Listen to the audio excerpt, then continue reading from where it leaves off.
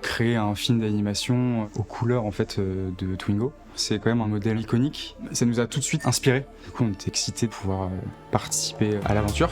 Twingo, pour moi, c'est un modèle de voiture fun, qui a une personnalité un peu à part, un peu poétique, un petit peu personnage. C'est des lignes et une bouille complètement connectées au premier modèle. Cet héritage avec Twingo 1, ça a été pour nous hyper inspirant. Ça nous a vraiment donné envie d'aller sur le projet immédiatement.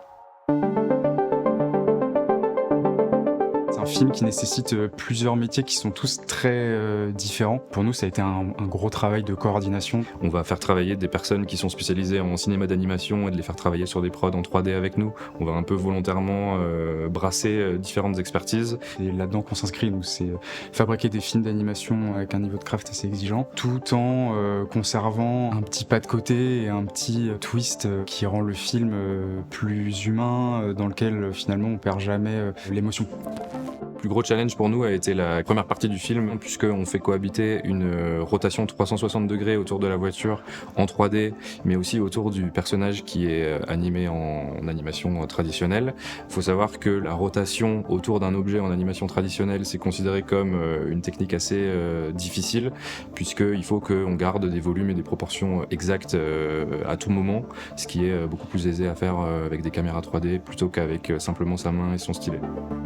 Pour faire correctement un parallèle avec le modèle Twingo 1, nous on a voulu faire une partie du film en pixel art. Pour faire ça, on a littéralement transformé en fait tout l'environnement 3D en pixels. Mais pour l'animation de la voiture, on a carrément changé d'approche. On appelle ça de l'animation en sprite. On est complètement sorti de l'aspect réaliste. On a plus l'impression de regarder ou de jouer à un jeu vidéo rétro des années 90. Les deux easter eggs qu'on a rajoutés dans le film, c'est de faire en sorte qu'un des bâtiments qu'on voit pendant la phase de pixel art est littéralement un concessionnaire Renault.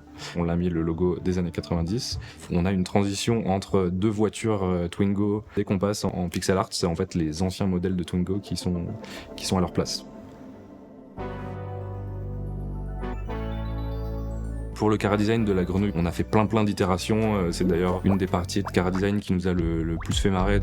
Ce dont je suis le plus fier techniquement sur ce film, ça a été de créer un environnement 3D aussi grand. Il y a des éléments qui passent devant, derrière, énormément de choses, donc c'est beaucoup d'approches presque d'urbanistes et d'architectes sur cet environnement-là, et ça a été une première en tout cas pour moi, j'espère pas la dernière.